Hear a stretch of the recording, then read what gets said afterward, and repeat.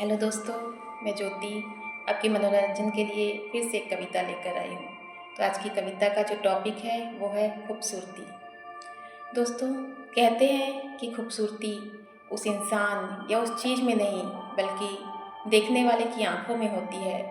तो बस इसी टॉपिक पर कुछ लाइनें लाई हूँ और कुछ टॉपिक्स के माध्यम से मैं इसे समझाना चाहूँगी। ओके,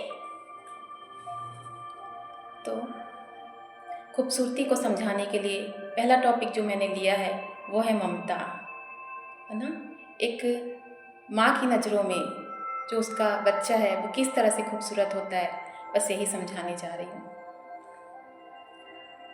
पूछा मैंने एक माँ से कि कहाँ है तुम्हारा सुकुमार, करती हो जिसे अपने दिलो जान से प्यार, लुटाती हो जिस पर ममता अपार, कैसा है तुम्हारा राज दुलार। ले गई वो मुझे एक बड़े से द्वार, जहाँ चारों ओर थी ऊंची दीवार, खड़े थे बहुत से पहरेदार, तभी आया एक सुंदर राजकुमार, जिस पर नजरें जाती बार बार। तब मैंने माँ से पूछा क्या यही है तुम्हारा राज दुलार।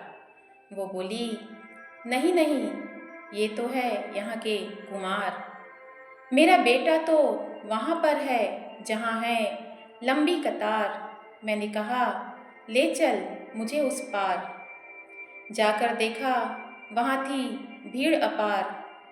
माँ ने दिखाया एक चेहरा जिसके बिखरे थे बाल, मटैले अंग और कपड़े दागदार। माँ ने दिखाया एक चेहरा जिसके बिखरे थे बाल, मटैले अंग और चेहरा और कपड़े दागदार। उसका माथा चूमकर वो बोली, उसका माथा चूमकर वो बोली, यही है मेरा सुकुमार, यही है मेरा सुकुमार। दोस्तों, एक माँ के लिए उसकी संतान ही सबसे ज़्यादा सुंदर और खूबसूरत होती है, उसके सामने भले ही कोई राजकुमार क्यों ना आ जाए, है ना। ठीक है, तो चलिए खूबसूरती को अगले टॉपिक से समझते हैं, है ना। तो खूबसूरती को समझाने के लिए जो अगला टॉपिक मैंने लिया है वो है प्रेम। ठीक है दोस्तों, ये एक प्रेमी के अल्फाज है जो मैं बताने जा रही हूँ। ठीक है,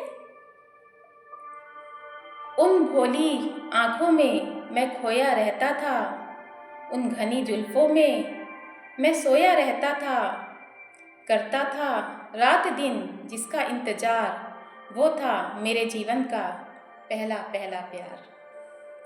ये दास्तां थी मेरे मित्र की, उसके बटुए में छुपे हुए उस चित्र की, जिसके लिए था वो वफादार और जिस पर करता था वो अपनी जान निसार। मैंने कहा देखे तो हम भी कौन है वो खुश नसीब, आया है जिस पर तुम्हें बेशुमार इश्क, होगी वो कोई खूबसूरत गोरी, जिसकी कलाइयाँ होंगी कोरी कोरी, छरहरा बदन होगा नाज यौवन पर होगा। देखिए उसके आगे क्या हुआ, है ना। पर दिखाई उसने जब उसकी तस्वीर, मेरी आँखों से भी बहने लगा नीर। पर दिखाई जब उसने उसकी तस्वीर, मेरी आँखों से भी बहने लगा नीर। किसी हादसे का वो हुई थी शिकार, जिसे मानवता भी करे शर्मसार। किसी हादसे का वो हुई थी शिकार, जिसे मानवता भी करे शर्मसार। किसी सिरफिरे ने किया था चेहरा खराब, किसी सिरफिरे ने किया था चेहरा खराब और लूट लिए उसके सारे ख्वाब। पर मेरे दोस्त के प्यार को चुरा ना पाया, उसके मन से उसे हटा ना पाया। वो बोला यही है मेरी महबूबा, जिसके प्यार में मैं रात दिन रहता हूँ डूबा, जिसके प्यार में मैं रात दिन रहता हूँ डूबा।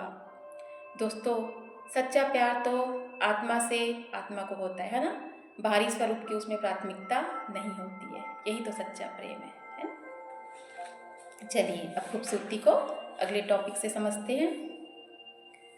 दोस्तों, इसी तरह से एक किसान की नज़र में सबसे खूबसूरत जगह, सबसे खूबसूरत स्थान जो है वो क्या होता है, वही समझाने जा रही हूँ। ठीक है,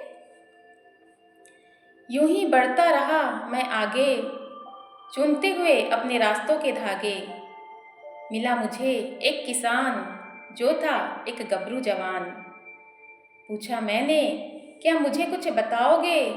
इस गांव की सबसे सुंदर भूमि के दर्शन कराओगे? सुना था मैंने, इस गांव में है एक प्राचीन मंदिर, जिसके चारों ओर है सोने की जंजीर। वह बोला, हाँ हाँ ले जाऊंगा, सबसे सुंदर भूमि तुम्हें दिखाऊंगा।